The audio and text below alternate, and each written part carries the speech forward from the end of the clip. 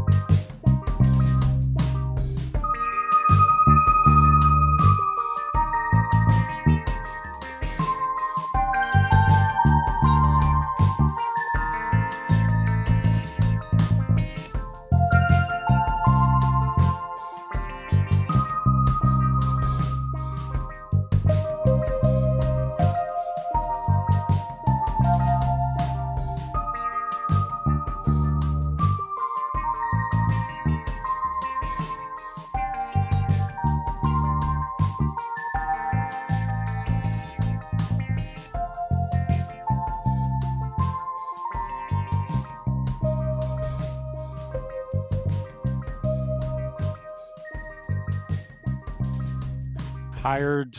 Oh God, it's Craig. Hi, Craig. Hate that guy. Easier. We can't talk bad about him anymore. Haven't you heard AI is alive, so you gotta be nice.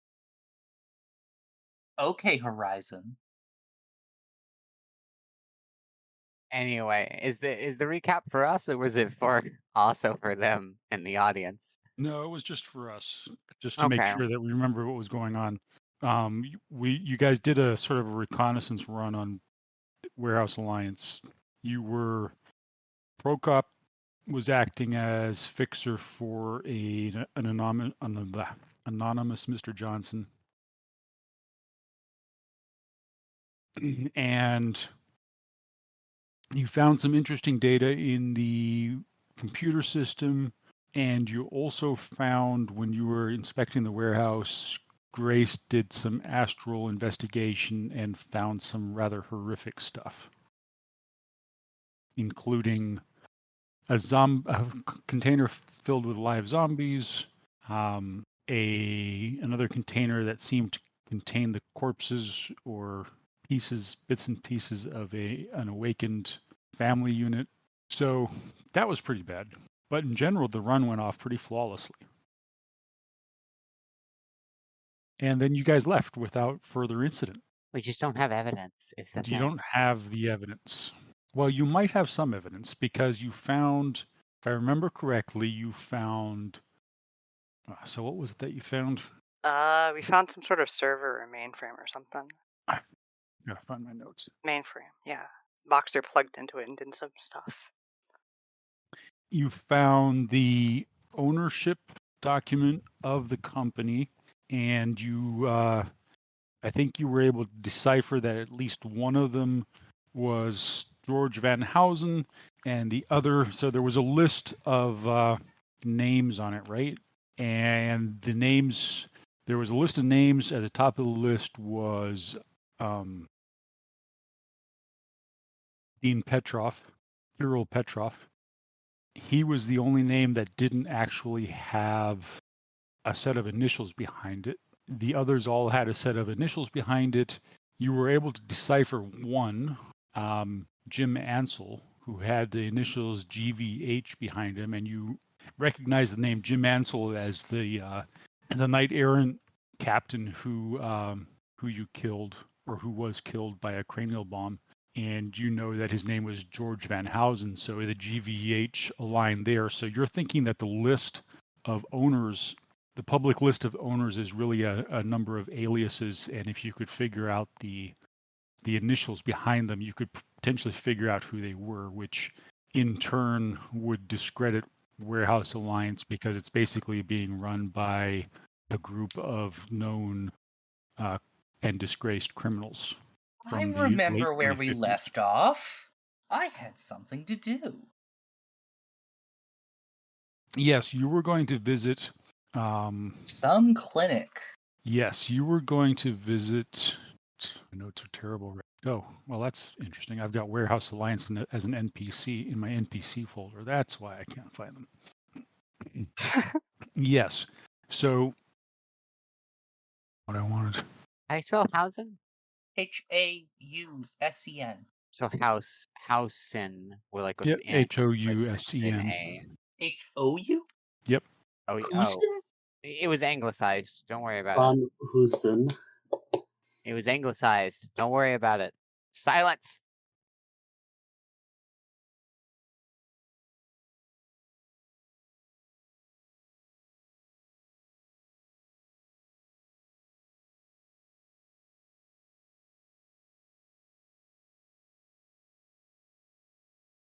Wait, I was on Reddit.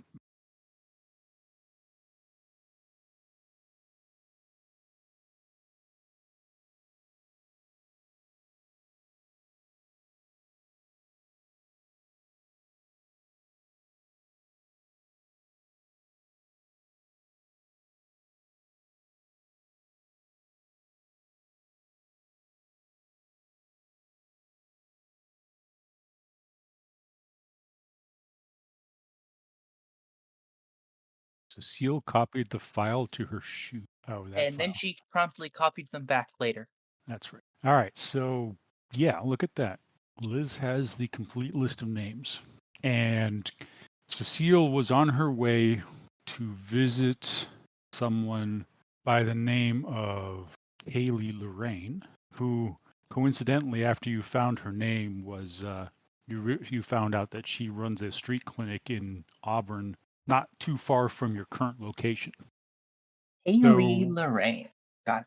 Where do we want to pick up? You guys have left Warehouse Alliance. Do we want to let some time go by, or you guys? It's basically you went in the morning, so let's call it sometime in early afternoon is where we're at. You left. You promptly left. You got out. We were going to basically sit down and talk about our next moves, I think. All right. So where are you going after you leave Warehouse Alliance? Well, I don't think any of us have a safe house yet. So my place or Buck's. No, we do. Oh yeah. Don't we? Didn't we get one, honey? We Yes. actually ended up. Did we? Well, I Pretty gave. sure we got one. I think I told Valerie that she could you could regain the safe house that was lost initially, because I didn't really think it was fair to just Oh, you did? I didn't know automatically rob a safe house right out of the gate. that. My bad. Okay, I'll add that one back. In all honesty, same with Cecile's money right out of the gate. I think you should probably have that money back, because basically I took that, I stole that from you the very first session. It's like when the tutorial of a game Well, gives the we best can item. say that Cecile got it as like maybe Procop gave it to her. that extra money, that cash flow. I don't think he would do that. Well, who would give her that money? I think she probably was smart enough not to just have it in her general public account. What money? Whatever money at character creation you had left over that supposedly got burned by getting burned. I don't want to reveal too much, but I wouldn't worry too much about that amount of money. Okay. Cecile was poor. Well, I recall. No, she was a grad student. Yes. Isn't that synonymous? No, not quite. I mean, Sometimes. Majority. Unless you're a very well-funded grad student. And are on good terms with your parents. And they're rich. So, like grad students at Harvard. Good. Yeah. I harbor the suspicion that rich people rarely become grad students. Because I why? feel you may be right. I do not have any evidence to contradict this claim. In any case, you guys, I believe you left in a grid guide, Johnny Cab, and Cecile, you are headed for the clinic. I'll let them do their talking first. All right, so you catch the grid guide, you take the grid guide to Olga's tea room because Diandere is curious to see whether Elven Fan Club is still hanging out there. And they are. Didn't say that. She said, "Why don't we go to Olga's?" But yes, that is what she's curious about. And they are there waiting for you. And they seem to have grown in number. In fact, the whole lower end of Olga's tea house is now taken up by Diandere wannabes in both dress and makeup and fake pointy ears. I think Diandere just straight up ignores them. Of course Diandere does.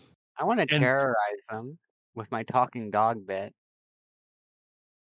As the team enters, the Olga's tea house falls silent. If you recall, Olga's tea house is sort of a Russian style, decorated like late Victorian era, and very plush and comfortable. And there are pastries offered and tea cakes and lots of different teas and coffees from around the world, both soy-based and real. And you also remember that there was potentially, you think that there might actually be some kind of a brothel going on upstairs because of some of the traffic. But now, today, this afternoon when you enter, there is actually a surprising number of Diandere style clones in the establishment, and they are sitting at various tables, whispering amongst themselves, drinking their tea with their pinkies extended, and all wearing rapiers. The room falls silent as the team enters, and I think probably a good time for the audience if we could all just one more time describe how we all looked, starting with Diandere, since you are the subject of attention here. Did we change out of those uniforms? Did we change out of the uniforms? You did not. Okay.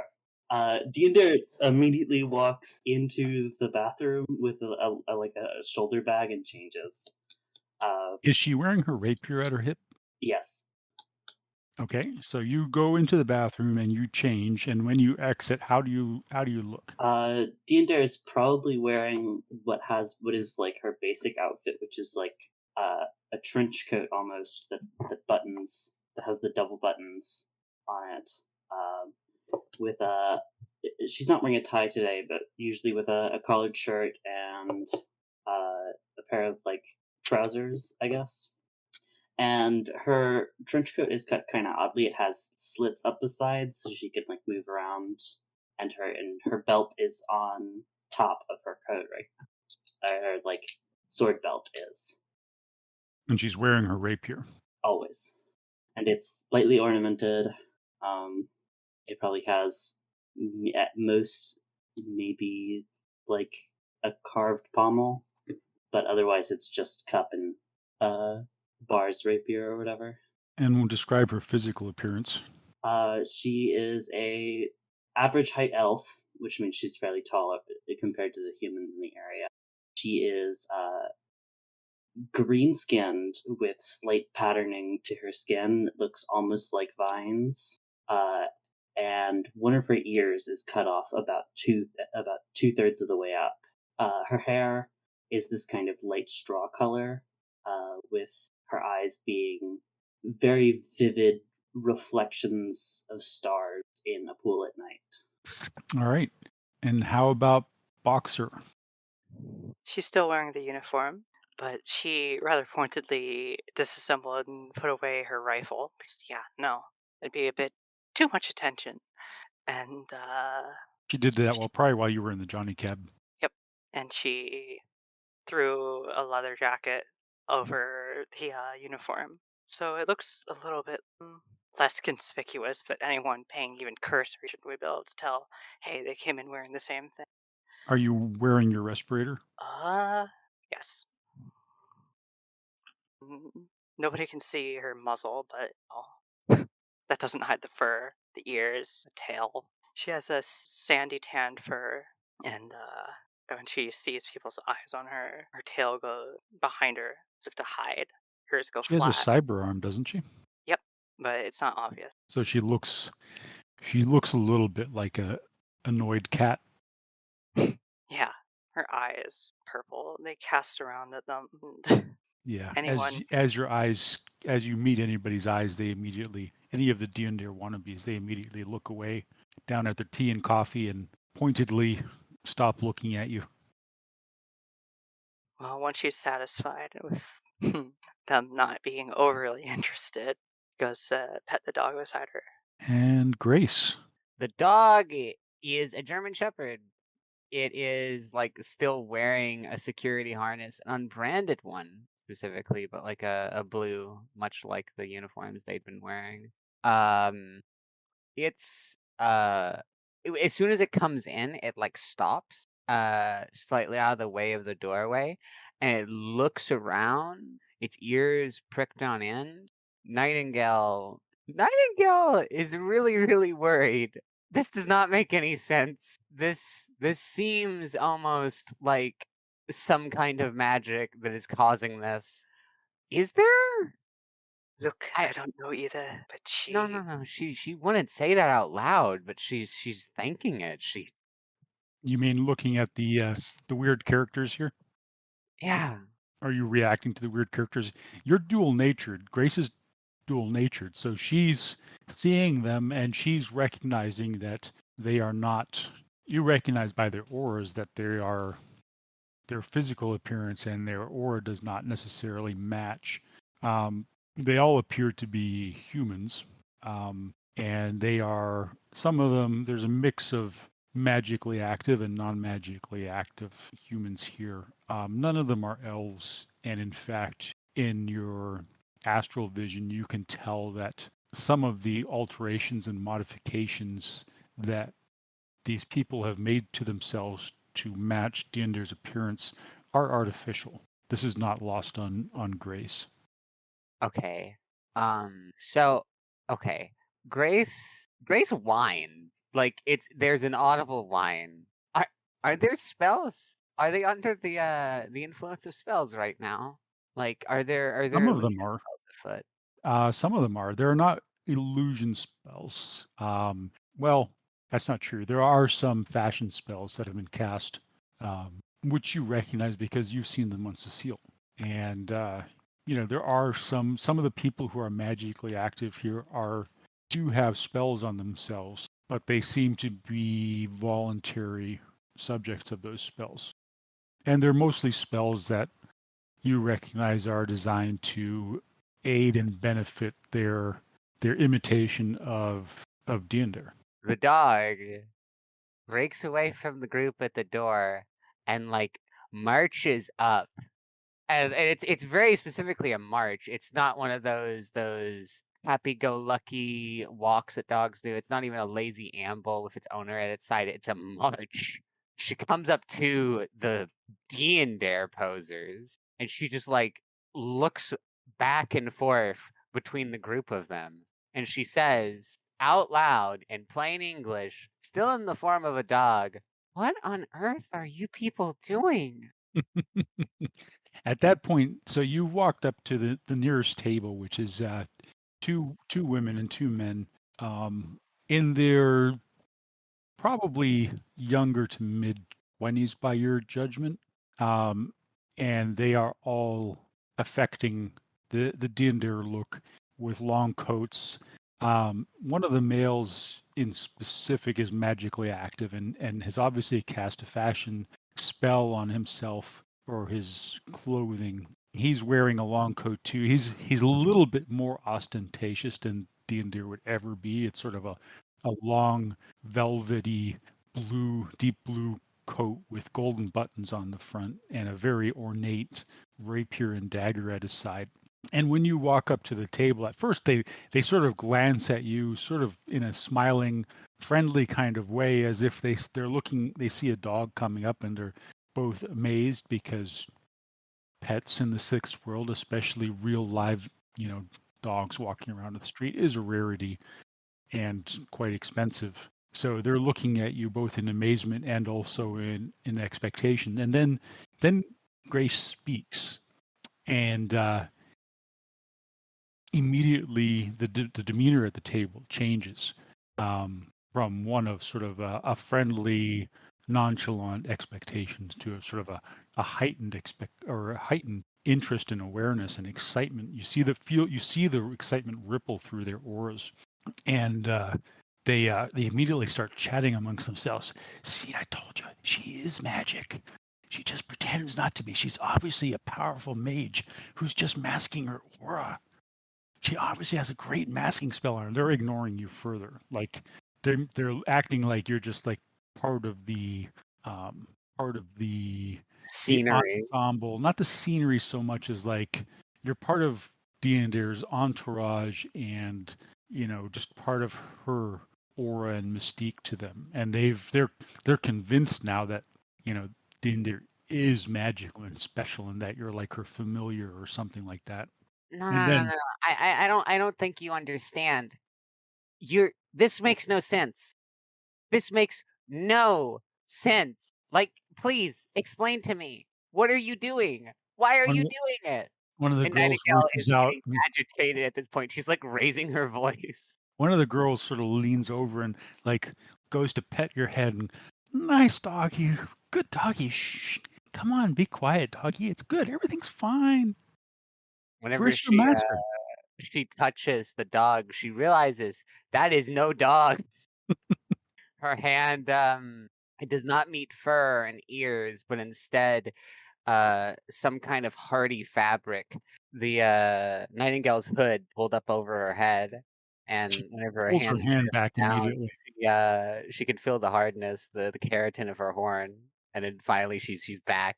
When she touches, does she actually come in physical contact with the horn? Yes. Does anything happen then? She's not actually perceiving right now, is she? She's not magically active. No, she wouldn't feel anything other than just the physical sensation of brushing up against something with a hard core and a soft exterior. She pulls back. She turns to the rest of the group at the table and says, "It's an illusion." And the young man in the velvety coat looks at you, and you get the sense that he has shifted to astral perception, and it's like, wow, what is that? That's not a dog. Nightingale is getting frustrated at this point. She like retreats back to Boxer. Boxer, have you taken a seat at this point, or are you No. still No, standing by? Boxer's looking at them with the most derisive incredulity she can muster on her. All right, so they're ignoring you at that point, and then Diander comes back out of the bathroom, having changed out of her blue uniform, and Diander, you see Grace and Boxer interacting with one of the tables of your fan club. Diandere does not give two shits. She just walks up to the counter and orders her coffee and whatever pastry she wants today. And as you do that, one of the other tables close to you immediately clears out, and the people who are getting up from it, the young people who are getting up from it, immediately like sort of beckon you and sort of offer you their table as they go and disperse amongst the rest of the tables.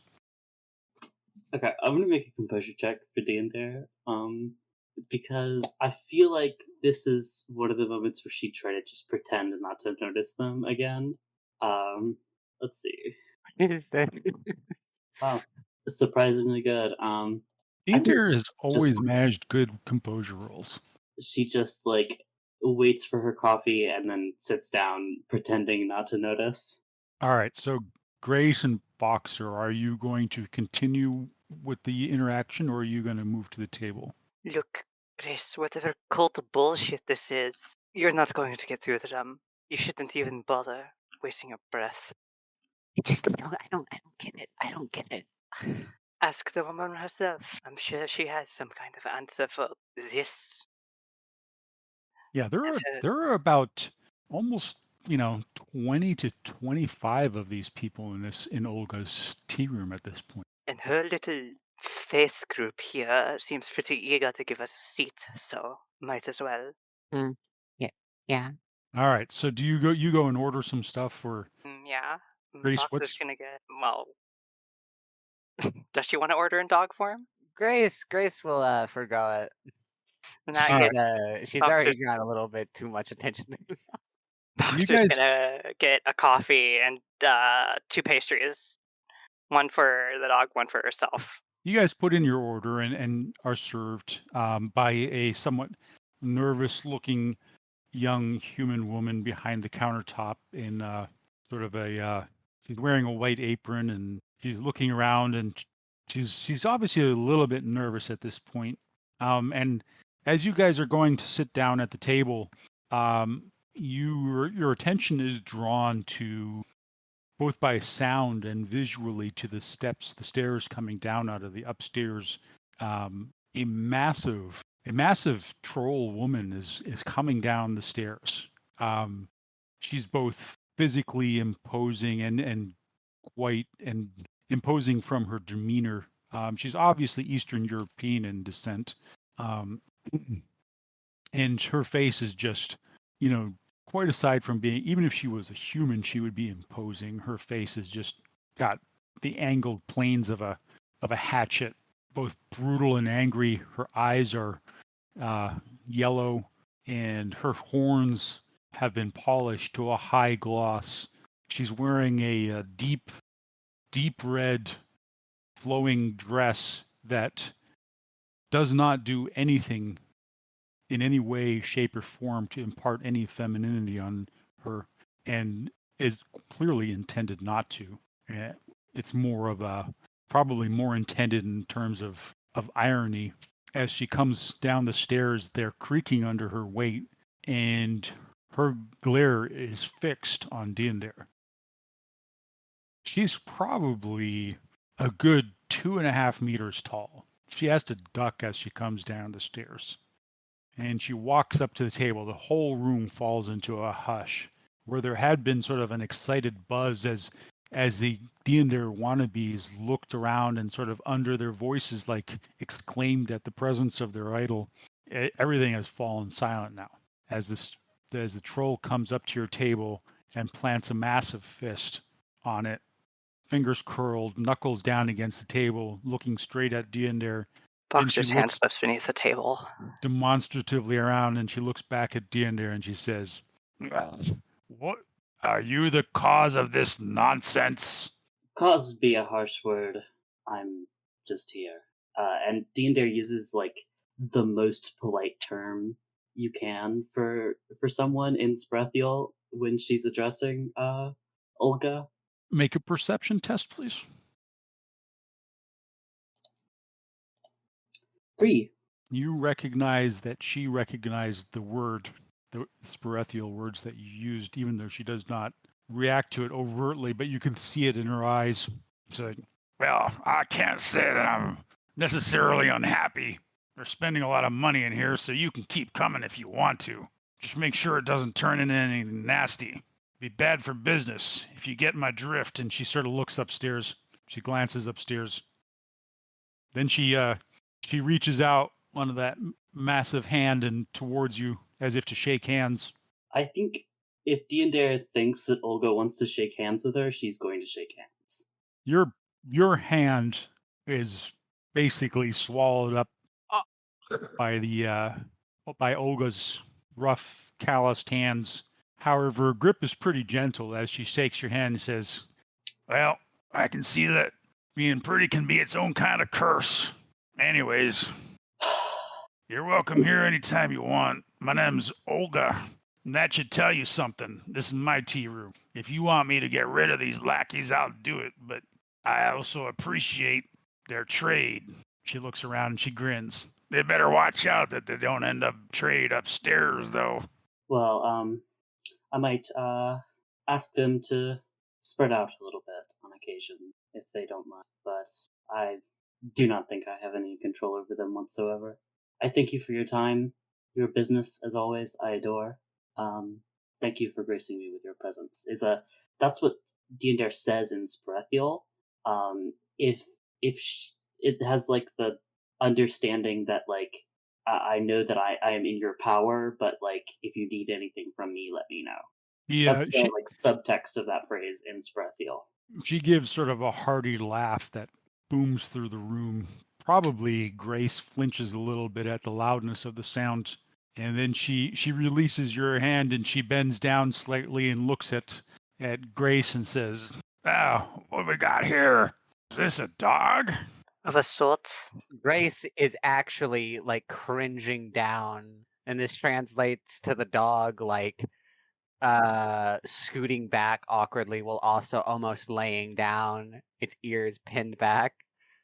The Olga is larger than Miss Magnumfoot. Oh She's my huge, goodness. and Oh my goodness. like there's so much red, shiny fabric draped across her that you could probably, outfit an entire dance troupe or something with it. You could make the curtains for the opera house out of the material on her back. She starts to reach down towards you, and then as she sees you cringing away, she straightens up and laughs, chuckles again. She looks at Boxer and Deander, and she says, "Well, pleasure meeting you. I've been seeing you coming in here from time to time, and I sort of understand what's going on here. Any case, us metas gotta stick together, don't we?" And she nods at you, gives you sort of a half salute, and glares around the room, and you see everybody else just sort of wilt and cringe under her gaze. And then she looks over at the girl behind the counter who's sort of quaking in her boots, and she says, "You make sure these guests of mine taken care of and treated properly, you hear?" And the girl just sort of nods. She appears to be on the verge of tears, and then Olga retreats back upstairs. And with that, I'll leave it up to you guys to discuss your next move. I think we've established that no one shares a language, at least between the three of us. That is correct, except for that when Grace casts Mind Net. Internet. Wait, we don't share a language? Boxer, what languages do you speak other than English? Spanish. Okay. Other than I English. speak Spanish. Okay. Well, Spanish, Japanese. Hold on, let me take a look at it. How the heck did Grace learn Japanese? She picked it up. She picked it up from the community. Japanese. She knows a little bit of Latin. Spanish. She picked it up. wait. Like she picked up the worms in pines. Yeah. If Grace knows Japanese, Grace can mind net to Boxer, and they can just share information, and then I can speak to Grace in Japanese because one of D&Dare's languages is Japanese. But do you not have English? I do, but I was She's considering looking for a code language that not everybody around you can understand. Oh, yeah. if no one speaks Baratheon. I have Japanese. So make another perception test. Me, I guess. Yeah, Boxer, Grace. 2. You said make a perception test. Let me see what my perception is again. So that's 6 die. Oh, I haven't opened up the roll 20. Silly me.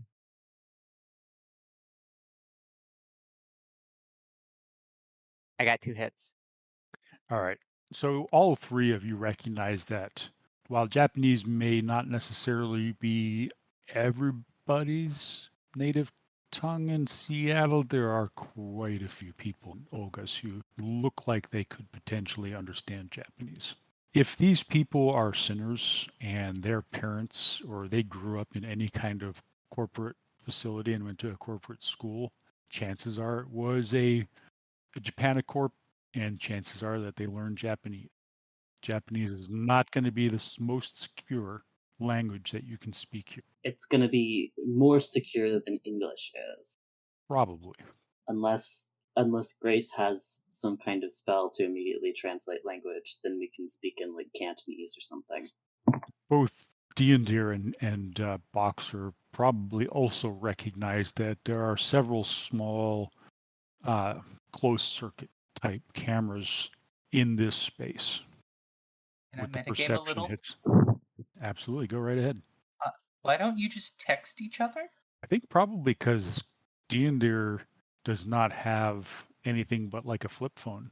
Deander has that. I think that's a misconception. Deander just has like basic functions on her smartphone. It's or on her like comlink. She has a comlink. It's just not. She just hasn't done anything with it. He Like doesn't have exceptional.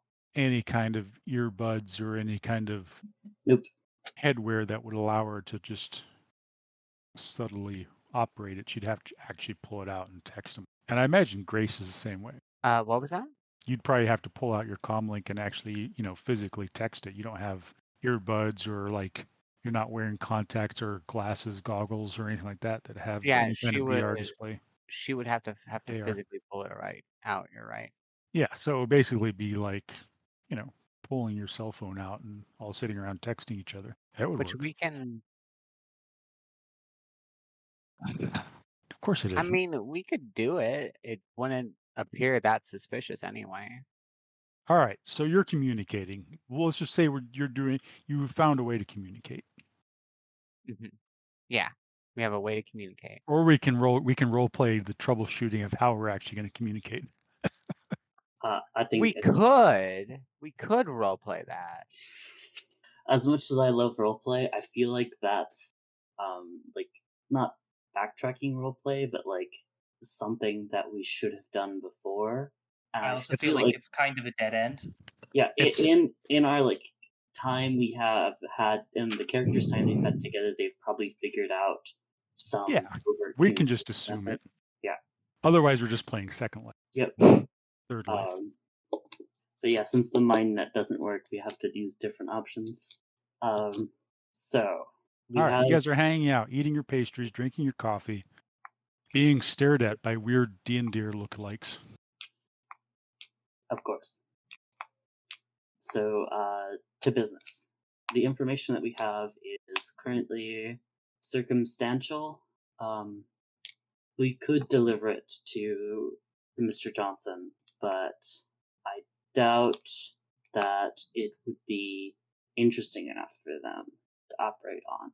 So one other thing before we keep going, there were a couple of other things now that I'm thinking about it that you did find out. You had some shipping manifests and shipping schedules. There was at least there was definitely one company on those that you have a strong suspicion are a Yakuza front, and you have on those manifests and that schedule are the numbers of the containers that company is shipping through that Warehouse Alliance facility. And when you were in the warehouse looking at the containers, they clearly had that company's logo on it. And that company was Ogura Freight, Ogura Freight.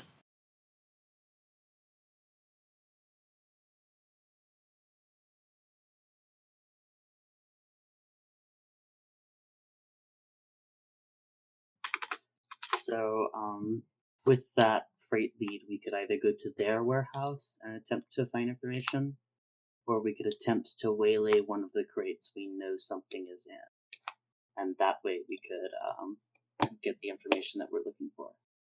Yeah, one of the Ogura Freight containers, I don't know if this was explicitly stated, but probably, I know Boxer's probably always visually recording, And between the information that you get from Grace about what she saw in the container and the recordings of the interior or the knowledge of the interior facility, you can directly link one of the Ogura freight containers to the container that had the illegally the remains of the Nagas, the Naga hides.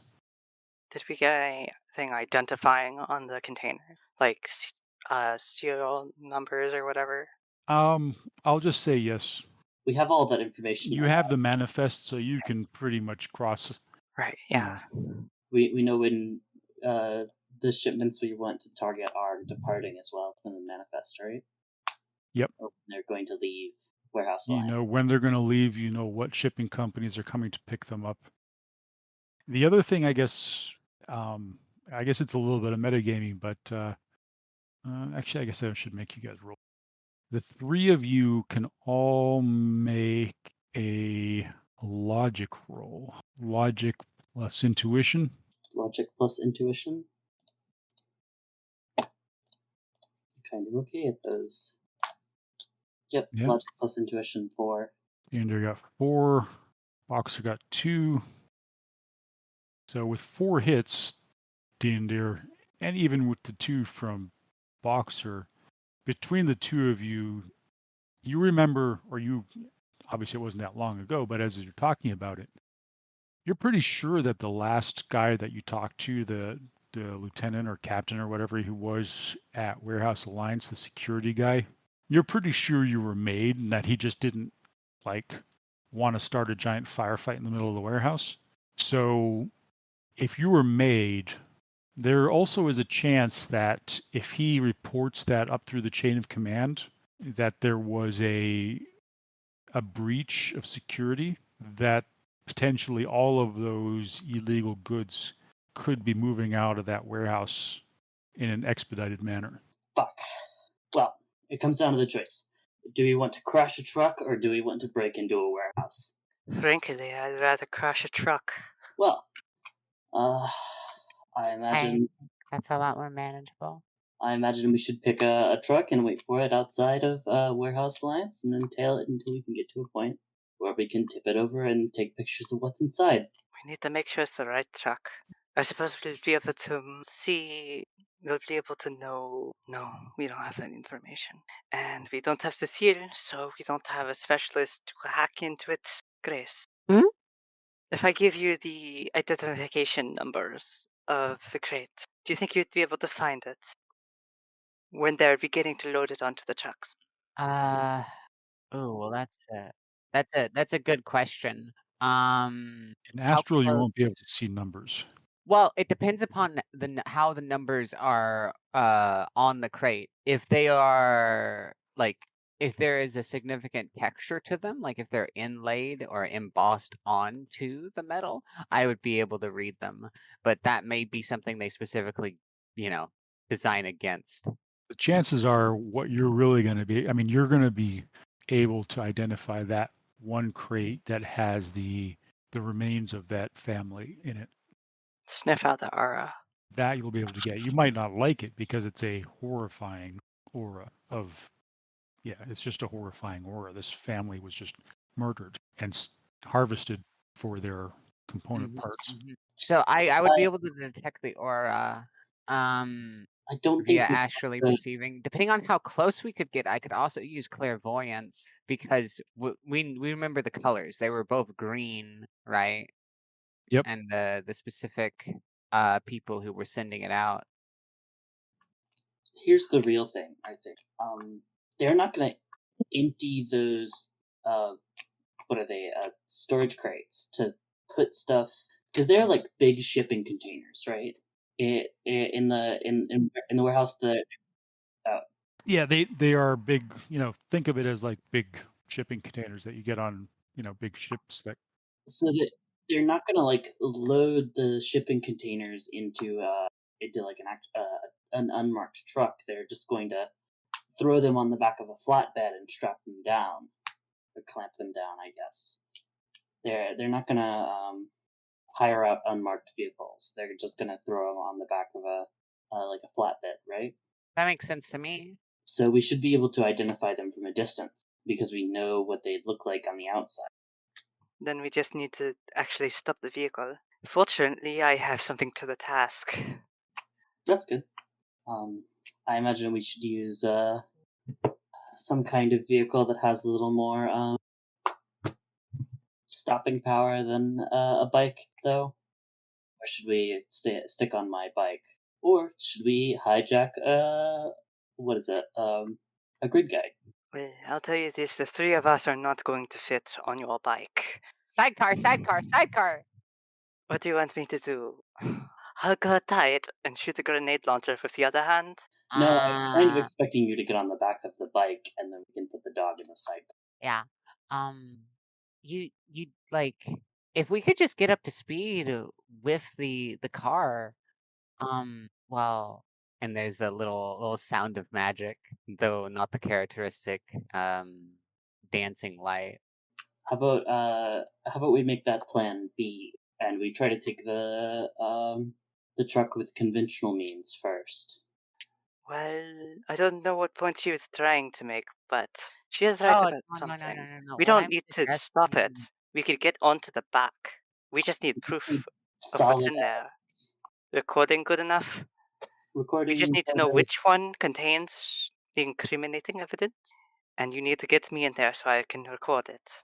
what I'm thinking is that um we get someone in the cab with the driver, and we tell them to comply while they are driving, and the motorcycle is keeping with them. We move you onto the back, figure out how to get you into the container, I can and breach in. you get a physical sample. And wait, what do you mean by breach? I have a torch. Okay, yeah, that works. So a physical sample as well as pictures. If you need me to take a look, uh, once the driver is compliant, I'll do just that.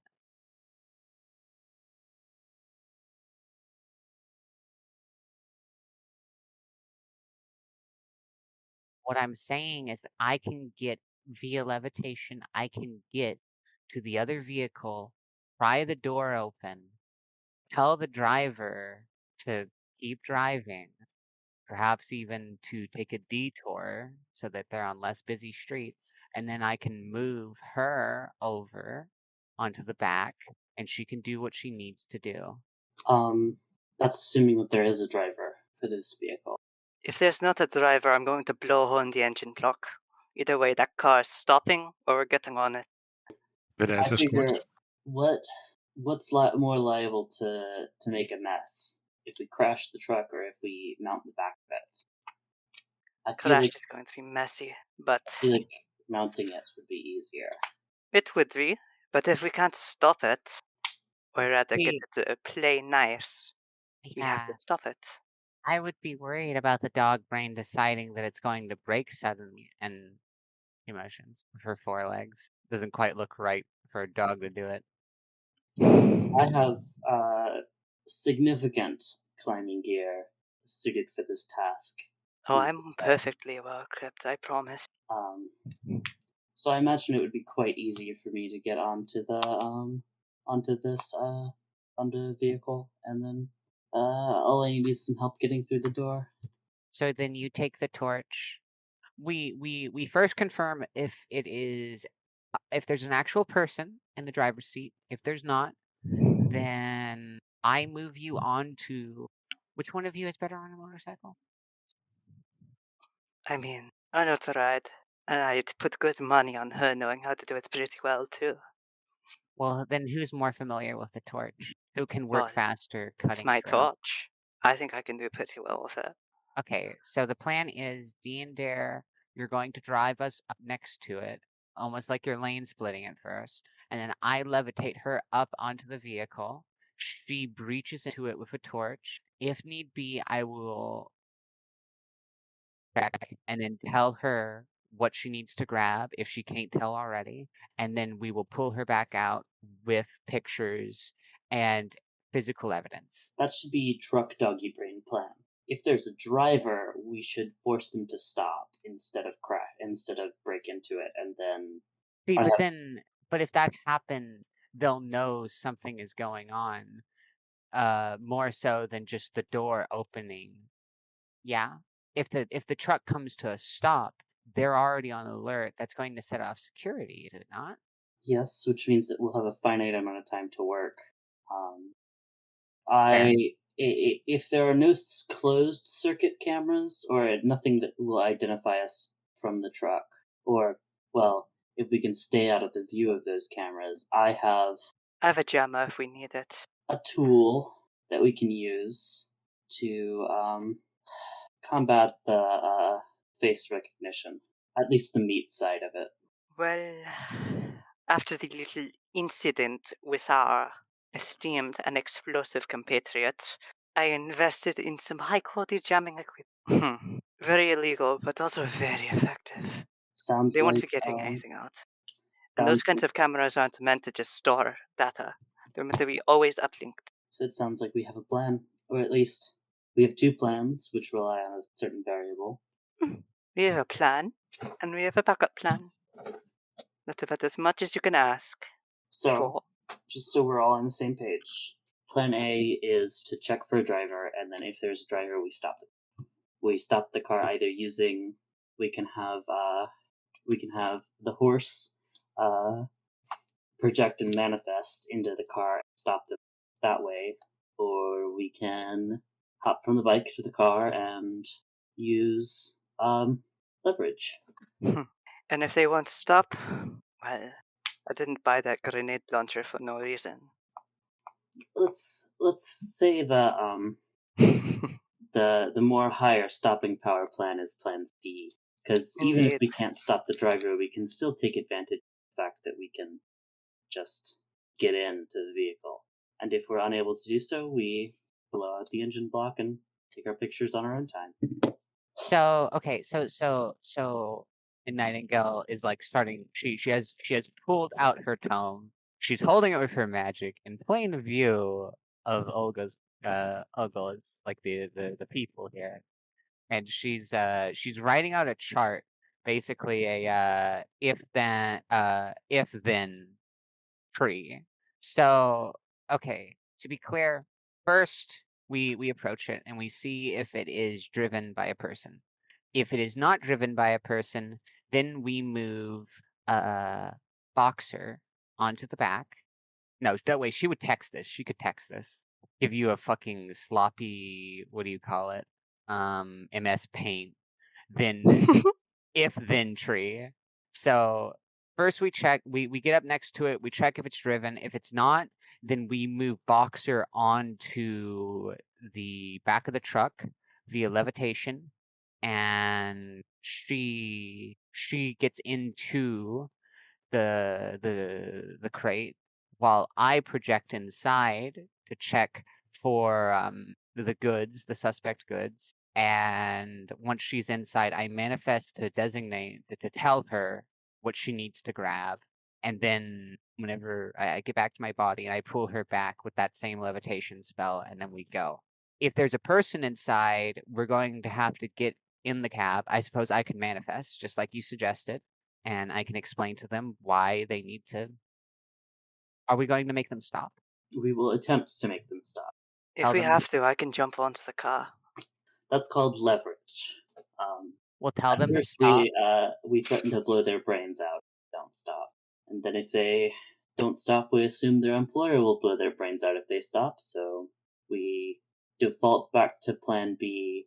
If plan B doesn't work, then we blow the engine block out of the picture zone at the time. How exactly do I tell someone I'm going to kill them without, like, you know, crying? Just point a gun at them and tell them to do what you want. They'll get the point. Deandre leans over and looks Grace directly in the eye. You look them in the eyes and you tell them that it would be unfortunate for their life if they didn't do what you said. Okay. I'm gonna give them insurance premiums. I understand. Yes, you should act like you're an Ponies have insurance salesman. insurance? God. capitalism, you can't escape it, no matter what plane of existence you're on. You should act like you're an insurance saleswoman. Wouldn't it be terrible if something happened to your fancy truck? Sounds like something from Hitchhiker's Guide to the Galaxy. Or you could be incredibly blunt and tell them that we're going to blow out the engine block of the truck if they don't stop. And add that will probably be fatal for them. Okay, I can do that. And then once they've agreed, well, actually, I don't need a signal because they'll just bring the truck to a stop. Mm-hmm. The last thing we need to hash out is which rate do we want to go for? Which shipping container do we want to go for? Well, obviously not the goals because they're going to be hard to handle. So, as much as I don't like it, probably the other one, the one with the poor dead. Don't think about it. That Don't remains. think about it. They're just meat now. Just little balls orbiting other balls, and there's a lot of them. And that's it. That's all. Okay? Wait, when did they become circular? Look, I'm not a physicist. They're just meat, okay? Just meat. Butcher's scraps. Nightingale gets up and she walks out. She just walks out. She needs a moment to breathe. I believe we have the substance of a plan. Yeah, we do. Indeed. So why don't we sit back and enjoy our Oh well, I'm going to sip coffee. Even with your cult behind you. I feel like they'd follow me wherever I went. If they learned I started frequenting another establishment, they'd just end up there. Huh.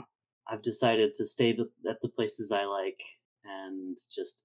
However, I will reward them if they come up and ask me a question to my face. That's about it. You're going to have I to think I tell might me what their deal is later, because I think I might I'm shout going at to be them for honest. wearing the plastic points. Ugh, I hate those things. You're going to have to tell me what the hell is going on here later, because it's fucking freaky. I heard them talking about you, and it's like they were talking about like a mythical hero.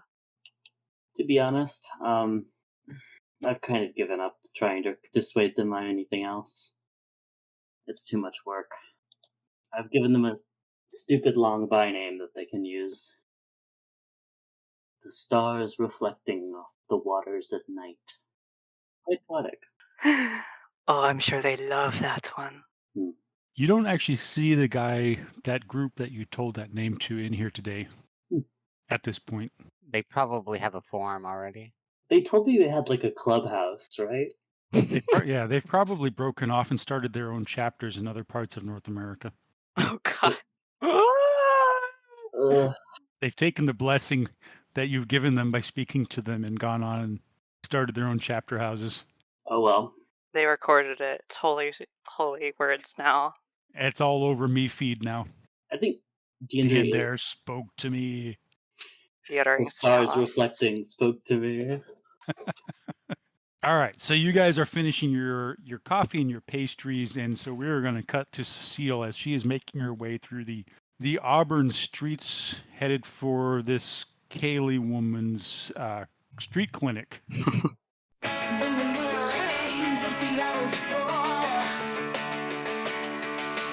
college girl's curiosity, she started it all. The forgotten file of a dangerous game. And there's Cecile's on the run, trying to clear her name.